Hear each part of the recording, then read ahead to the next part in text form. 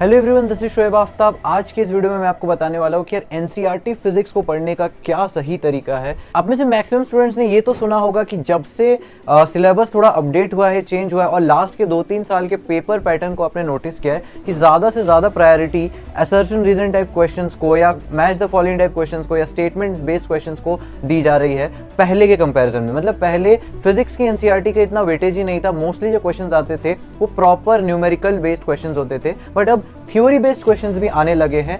पिछले कई सालों से बहुत ज़्यादा अमाउंट में आने लगे और अब जब ऑप्शंस हो गया आपके पास एक सेक्शन बी होता है जहाँ पे आपके पास चॉइस होता है, तो ये एग्जामिनर को भी मौका देता है कि वो और ज़्यादा एक्सपेरिमेंट करे क्वेश्चंस के साथ, और ज़्यादा क्वेश्चंस डाले जो एनसीईआरटी बेस्ड हो, एनसीईआरटी के लाइनों में से हो, एनसीईआरटी के थ्योरी में से हो, जो कि पहले फिजिक्स में नहीं पूछी जाती थी। तो अब मैं आपको बताऊंगा कि यार क्या पढ़ना है, कैसे पढ़ना है, क्योंकि बायो में आप ऑलरेडी एनसीईआरटी पढ़ रहे हो, केमिस्ट्री में भी, इनऑर्गेनिक में तो आप पक्का पढ़ ही रहे हो, ऑर्गेनिक में भी पढ़ रहे हो, फिजिकल केमिस्ट्री में फिर भी काफ़ी लोग स्किप कर देते हैं, फिजिक्स में ऑलमोस्ट काफ़ी स्टूडेंट्स पिछले कुछ सालों तक तो स्किप कर रहे थे बट अब पढ़ने लगे हैं। तो उसको एक्चुअल क्या तरीका है क्या पढ़ने का, क्या आप पूरी की पूरी फिजिक्स, केमिस्ट्री, बायो तीनों की एनसीईआरटी को एकदम ढंग से एक एक लाइन रट सकते हो? तो ऑब्वियसली नहीं। अब बायो में ही पूरी की पूरी एनसीईआरटी नहीं रटी जाती है, तो यार फिजिक्स की एनसीईआरटी को पूरी की पूरी कैसे रटे? और रटना भी नहीं है यार, आपको फिजिक्स में न्यूमेरिकल सॉल्व करने हैं, आपको फॉर्मूला याद करना है, फॉर्मूला का डेरिवेशन समझना है, आपको कॉन्सेप्ट समझना है, कॉन्सेप्ट समझ के उसको अप्लाई करना है, कैलकुलेशन करना है। इतनी सारी चीज़ों के बाद मैं डेफिनेटली एक्सपेक्ट नहीं करूंगा कि आप फिजिक्स की एनसीईआरटी को याद रखो। तो देखो स्टार्ट करते हैं। बेसिकली थ्योरी वाले पार्ट में देखो आपको कैसे स्टार्ट करना है। पहले आप पॉइंट्स टू पॉन्डर कर लो, फिर आप समरी कर लो, फिर आप ब्लू बॉक्सेस कर लो। वीडियो में आगे बढ़ने से पहले मैं आपको बता दूं, मैक्सिमम स्टूडेंट्स ये पूछ रहे हैं कि थ्योरी हो जाएगी, एनसीईआरटी भी हो जाएगी, लेकिन क्वेश्चन प्रैक्टिस कहां से करें? ऐसा कोई सोर्स है जो हमें मॉक टेस्ट के थ्रू प्रैक्टिस करवाए, डिफरेंट टेस्ट के थ्रू हमें प्रैक्टिस करवाए? तो डेफिनेटली मैंने खुद ये बुक लिखी है दिशा पब्लिकेशंस के साथ। मैंने और आपने सुना होगा डॉक्टर सिबलिंग्स के देव हुडा, हम दोनों ने मिलकर ये बुक लिखी है। एक्चुअली हमने क्वेश्चंस इसके क्यूरेट किए हैं। देखो ये बेसिकली बुक है 101 speed test for NTA NEET UG. इसमें क्या है यार, इसमें बहुत सारे 101 टोटल टेस्ट है, 96 डिफरेंट चैप्टर्स के 96 चैप्टर टेस्ट है, 3 सब्जेक्ट टेस्ट है, 2 मॉक टेस्ट है और विथ 100% सॉल्यूशन। मतलब आपको हर एक क्वेश्चन का प्रॉपर जो है सॉल्यूशन मिलता है। इससे आपकी स्पीड इंप्रूव होती है, आपका स्ट्राइक रेट इंप्रूव होता है, आपका जो स्कोर है फाइनल स्कोर वो भी इंप्रूव होगा। देखो बेसिकली यहाँ पे लेटेस्ट पैटर्न के अकॉर्डिंग, क्योंकि हमने इसको जब से एनएमसी का अपडेट आया था, जब से चैप्टर्स कम हुए, हमने एकदम लेटेस्ट अपडेट के अकॉर्डिंग इसको बनाया है।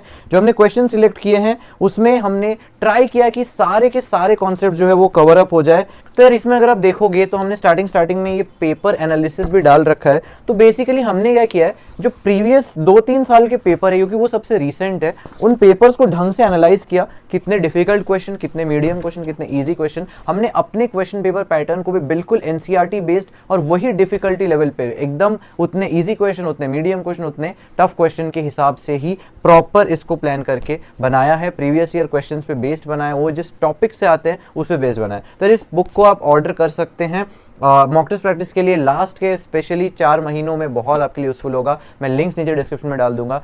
आगे बढ़ते हैं वीडियो की तरफ। तो देखो यार, जो पॉइंट्स टू पॉन्डर है ये बेसिकली आपको क्या करता है, ये जो इंपॉर्टेंट कहते हैं ना, की पॉइंट हो गया, तो की पॉइंट्स वाली चीजों को ये पॉइंट्स टू पॉइंटर आपको बता देता है, ठीक है। और समरी आपको पूरे एनसीईआरटी में जो भी इन्होंने लिखा उस चीज को शॉर्ट में बता रहा है। तो जब आप पॉइंट्स टू पॉन्डर कर लोगे, जब आप समरी कर लोगे, तो आपको एक ब्रीफ सा आइडिया लग जाए कि चैप्टर है क्या।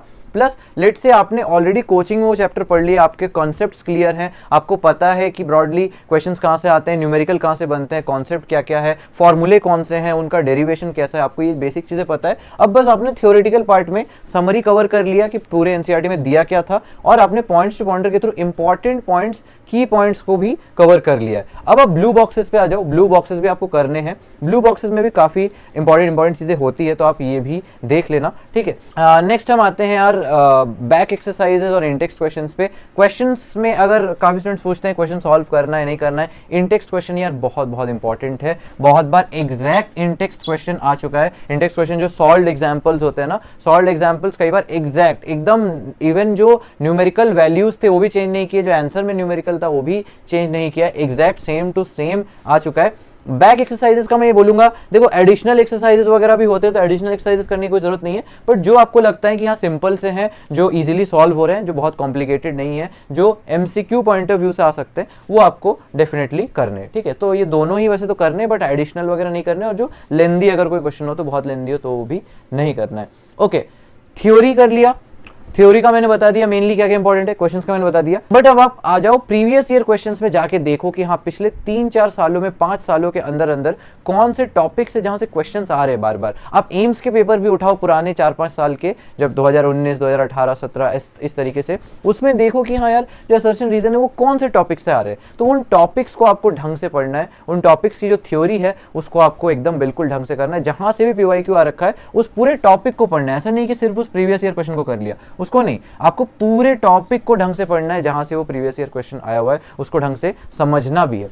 इसके अलावा कुछ और की इंपॉर्टेंट पॉइंट्स है, जैसे कि कहीं पे भी अगर एप्लीकेशन वाला पार्ट आता है कि यार ये जो ट्रांसफार्मर है, ट्रांसफार्मर के ये एप्लीकेशंस है, ठीक है। जैसे यहाँ पे अगर आप देखोगे तो मैंने ट्रांसफार्मर का एक स्क्रीनशॉट डाला हुआ है कि एनर्जी लॉसेस क्यों होते हैं, तो ये फैक्ट्स है कि हाँ ये रीजन है जिसकी वजह से एनर्जी लॉसेस होते हैं। या फिर लेट्स से ट्रांसफार्मर का कोई एप्लीकेशन दिया होता है, या फिर कोई भी डिवाइस होता है, लेट्स से व्हीटस्टोन ब्रिज है, तो व्हीटस्टोन ब्रिज के क्या एप्लीकेशंस है, पोटेंशियोमीटर है, कुछ भी डिवाइस है उसके क्या एप्लीकेशन पार्ट है, उससे क्वेश्चन आते हैं। फिर कुछ फैक्ट्स हो गए कि ये जो चीज है ये तो ऐसा ही होता है, या फिर ये जो डिस्कवरी है ये तो इस साइंटिस्ट ने की। तो इस टाइप से कुछ कुछ फैक्ट्स होते हैं जो फैक्ट्स पक्का पूछे जा सकते हैं। या फिर अगर कोई डिवाइस है तो उसमें इतना लॉस होता है, या फिर अगर कोई एफिशिएंसी है तो उससे ज्यादा, इतने से ज्यादा नहीं हो सकती। तो ऐसे कहीं कहीं जगह पे कुछ कुछ चीजें, कुछ कुछ डेटा लिखा होता है, कुछ फैक्ट्स लिखे होते हैं, तो डेटा या फैक्ट्स भी आपको कहीं ना कहीं थोड़ा बहुत माइंड पे रखना है, याद करना है। डायग्राम्स बहुत इंपॉर्टेंट है। मेरे ही ईयर में डायग्राम्स एंड ग्राफ्स, ठीक है, मेरे ईयर में 2020 में ग्राफ आ गया था कॉपर की कंडक्टिविटी का, जो नॉर्मली हमें शायद कोचिंग में तो नहीं पढ़ाया गया था, बट एनसीईआरटी में वो ग्राफ जरूर दिया हुआ था।